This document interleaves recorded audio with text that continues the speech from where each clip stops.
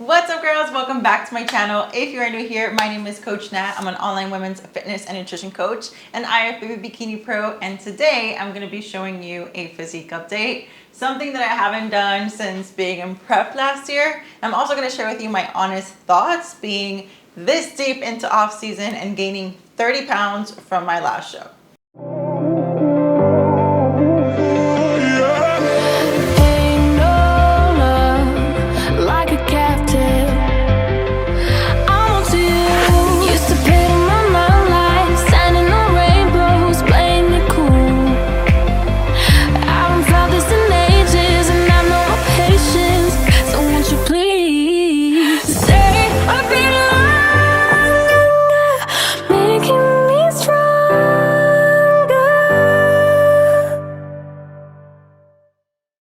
I'm also just getting started with my day. I get common questions on the kind of supplements that I take, so I figured I would just talk you girls through all of the supplements that I take in my current routine during off season. And I take this year round, not only just because I'm a pro, but because I'm somebody who lives a healthy lifestyle, and I want to share that with you because it's something that I get asked all the time, and it has made the biggest difference in not only the way that I feel, perform in the gym with my workouts, but also with my results in general. The very first thing I show this to you girls all the time is green. Now, I started taking these years ago. You can check out my gut health journey video that I made here on YouTube. A couple videos ago, I talked all about it, but I really started taking this years ago because I'm somebody who suffered a lot with bloating. Every single time that I would have a meal, I would just get bloated and like I would look 3 months pregnant. I don't know. It was very, very discouraging, and it would stop me from being able to see the results that I was making in my fitness journey. But then when I started diving deep into gut health and why that's so important, even if you're somebody right now who, if you're blessed and you don't struggle with bloating, having proper gut health is so crucial to everything. There's a reason why they call your gut like your second brain. Having good gut health is so important, not only if you are in a fitness journey, but if you're not digesting and using the nutrients that you're consuming efficiently, you're gonna have a poor immune system. You're gonna have low energy. You're gonna have fatigue. You're gonna experience all of these symptoms because you're not focusing on your gut health. So here is some tips for you if you don't have a greens powder just yet. Make sure that you're having 100 to 120 ounces of water a day. That's going to help you with, digestion. But you also want to have probiotics and digestive enzyme rich foods into your diet. Now, I don't know about you, but I don't get these in my diet every single day. Digestive enzyme rich foods are things like pineapple, mango, and papaya. And you want to have at least a cup of each of these every single day in order to give your gut all of the digestive enzymes that it might need to process and break down all of the food that you're eating during the day. And then fermented foods are things like kombucha, sauerkraut, and kimchi. Again, about a cup every single day. Now, I don't know about you, but it's extremely difficult for me in my day-to-day routine to get all of these things consistent. And let's say I tried, having mango, pineapple, and papaya definitely is gonna make me go way over my carbs for the day. There's nothing wrong with having fruit, but from a physique standpoint, if you're trying to lose fat, change your body composition, sometimes it's not just something that we can, make fit into our diet. So these greens right here that I take every single day covers those bases for me. This has like 2 grams of carbs, and it gives me everything that my gut needs in order for it to function properly, for me to not feel bloated, and for me to not only look my best, but feel my best. They taste freaking great. I say it all the time, but this tastes like green tea with berries. Imagine making a big pitcher of green tea, leaving it in the fridge overnight, but putting berries in that jar. Like, that's how it tastes. It tastes freaking fantastic, and the results are incredible. These are the other supplements that I take year round, and you'll notice that I don't have anything specific for fat loss right now. If I was in a fat loss journey, like when I'm on prep, I do add other supplements into my routine. Right now, I'm more of in a health phase. I'm in a growing phase, so fat loss supplements just aren't a part of my routine right now. But I can definitely share a video with you girls if you girls are interested in like the supplements that I take when I'm trying to lose body fat, because those are just like a couple extras. These I take year round. The next one that I take is protein powder. I do take protein powder every single day. Never in the form of a shake because I just don't like protein shakes like that. I like using my protein specifically for, you know, baking, overnight oats, putting it into my coffee, making yogurt bowls. So the level 1 protein powder is the only one that I can personally take because the other ones usually give me gas, make me bloated. This one has never done that for me, and it tastes really good and it mixes perfectly. Like, you don't get that grainy texture. You should want to look forward to your protein that you're having every single day. This has an additional 25 grams of protein, so I usually start my morning with this either in my coffee or in my oats. And if I'm craving something sweet like a nightcap with a high protein dessert, I'll make a yogurt bowl using this, and it's just delicious. All of the flavors are spot on, but I think that cinnamon cookie batter is a good entry level flavor. It's pretty neutral, so you can mix this, again, coffee, you can make pancakes with this, mix it in your oats and your yogurt, and it's delicious. The other thing that I take every day is my vitamins. Now, I started putting together all of the vitamins that you would have to take individually, like if you bought them separately, and it was so much more expensive than this. That's why I started taking this one, because it's more cost effective. So this is a little multivitamin pack, and it has all of the vitamins that you'll need and nutrients for the day. So it has a multivitamin, it has a probiotic, it has CoQ10, it has fish oil, a fruit and veggie tablet, and I think I said multivitamin, right? Yeah, antioxidant, omegas, CoQ10, fruit and veggie tablet, probiotic, and a multivitamin. So this literally has everything that you need. Look, the reality is that I don't get 5 to 7 servings of different fruits and vegetables every day, which is what you want to have a variety of different nutrients in your body, right? And because I know that I lack that, I supplement with that, because again, I don't just want to look my best, I want to feel my best, and in turn, I'm going to perform better in my workouts and see better results. So one of these every single day. I usually take it with lunch. The next thing is I take collagen religiously. I've been getting so many compliments about my hair, my skin, like what do I do? Girls, I have the cheapest hair care routine and skin care routine. My cousin works at Ulta. She's one of the managers there, and every single time she has, they call it gratis, where she gets free products every month. Like, I think there are specials or whatever. She just gets like a bulk of free products and she gives them to me, and that's whatever I use for my skincare. Like, I use vitamin C, whatever brand she gives me, moisturizer, and like a serum. Like, I put that on my face every day, and I do wash my face like 2 to 3 times a day. But I think the biggest difference that has made my hair this long and this strong and my skin vibrant is this collagen. I shit you not. Collagen, the salted caramel one, is really freaking good. They have an unflavored one. But whenever you're gonna take a collagen supplement, remember that not all collagen and not all supplements in general are made the same. This one has Dermavant in it, and it also has all 5 common types of collagen. So look at your collagen right now. I want you to go to your pantry and look at the nutrition label. How many common types does it say that it has? I bet you it's like 1 or 2 common types, which is why you're not seeing awesome benefits and results from that collagen. I was taking those too, like the blue ones, I forget the brand. I found it like at BJ's, or yeah, I found it in BJ's, and I wasn't seeing results, so I stopped taking it. Then I switched to this one, collagen with Dermavant. This has 5 common types. It says so in the nutrition label. So the more common types, the more benefits that you're gonna get. And my hair has never been this long or this strong. I take it every day. Either put it in your coffee or mix it in your yogurt bowls. It's a powder, so you can take it however. The next thing, magnesium. Magnesium.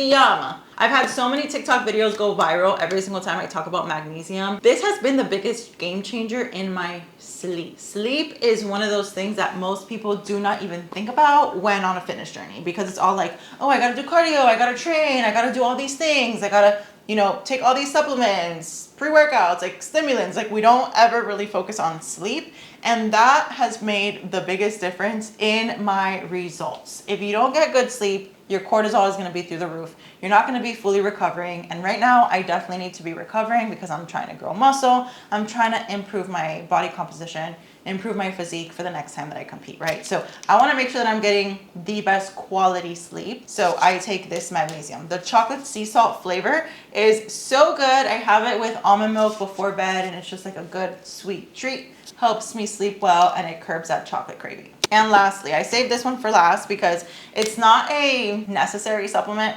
all of these I would say are necessary, including the greens. But this is just like one of those sexier supplements, pre-workout. So this gives me energy, but I like the Project One because it also has creatine. So I do take creatine every day, and this already has 5 grams of creatine in it. So I'm good to go with my creatine for the day when I take this pre-workout.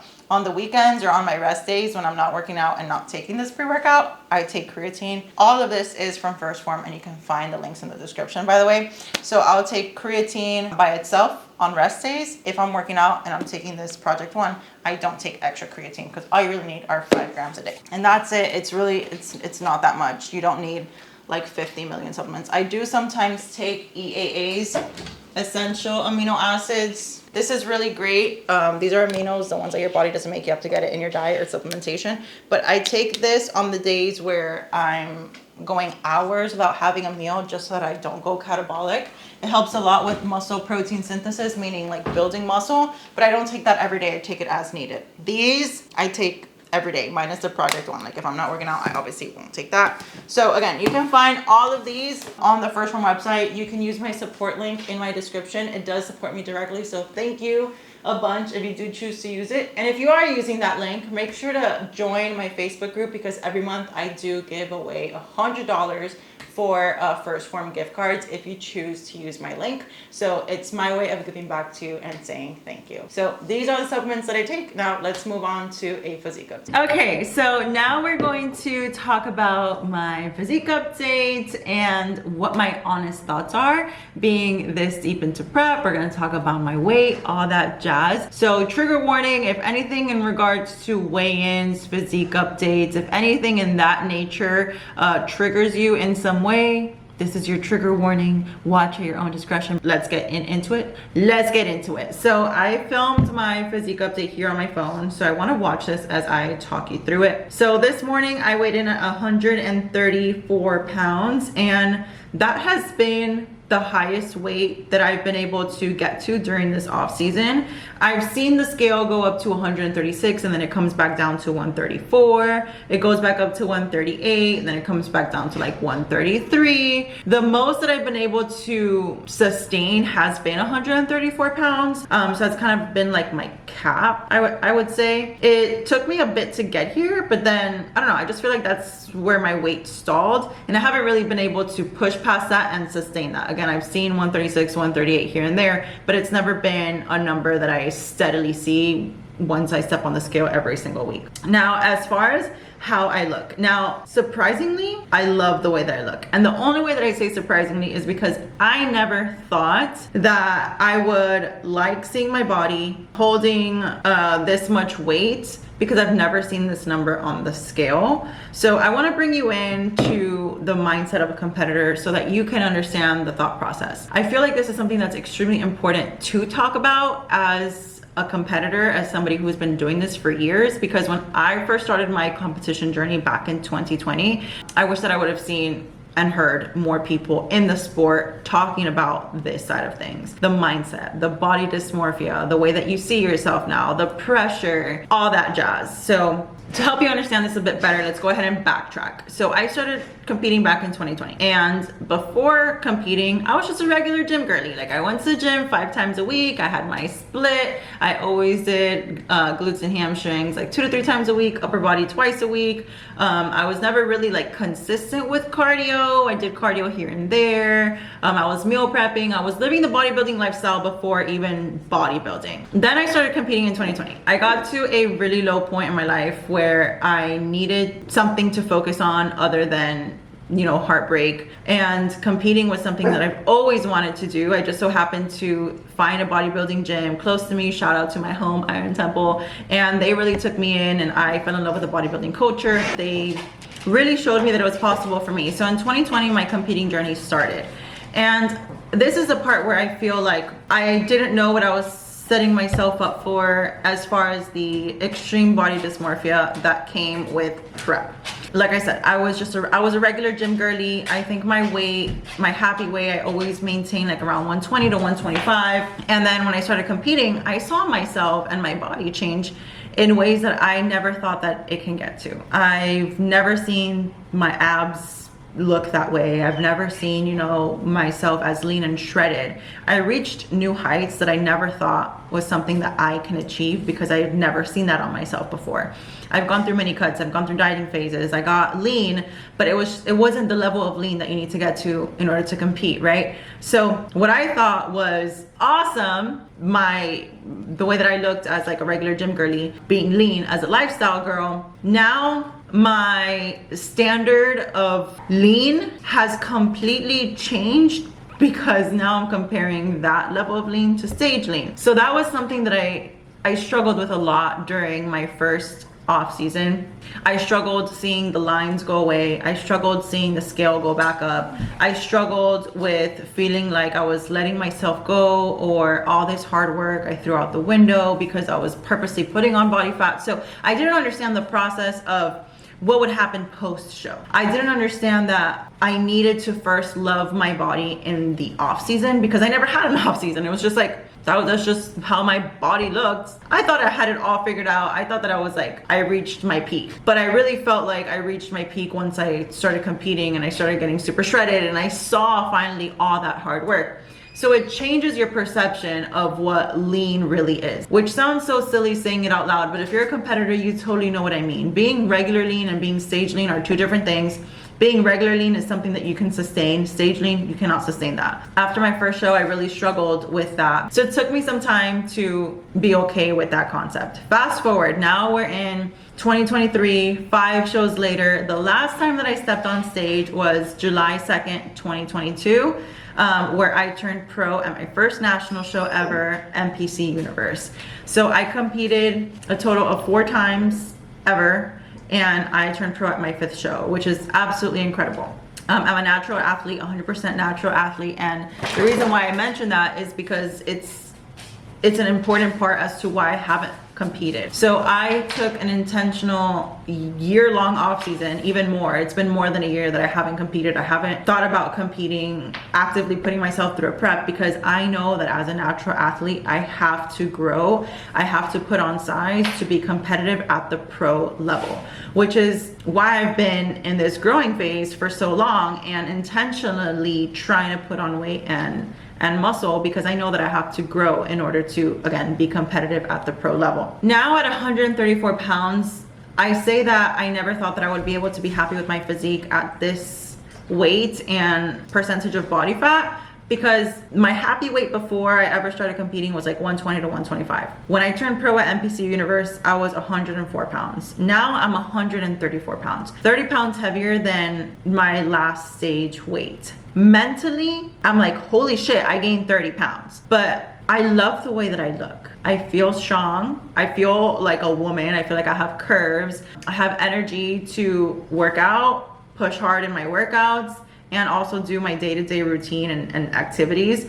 When I was prepping and I was super lean, whenever I get into those modes where I'm like, ugh, I don't like the way I look, I want to be leaner, like we all go through that shit. I always think back at how much of a task it felt to just get Virgo some water, or to go take Virgo out on a walk. Like, it was a task to get up from the couch to grab myself a glass of water because I was so depleted, I was so lean, I was in actual physical pain from being that lean. Like, sitting down for too long, my butt, the bones in my ass were hurting. Like, there's pros and cons that come from being lean, just like there's pros and cons that come from being a little bit heavier. Some of the things that I'm struggling now with being in a bulk is, of course, body image. There's some days where I feel really great, and then there's some days where I look in the mirror and I'm like, I wish I was a little bit leaner. But overall, I feel really good at this weight. Let's go back to the video. I feel like I've definitely made improvements for sure, which is obviously the whole goal of an off season, especially in my upper body. Like, my back looks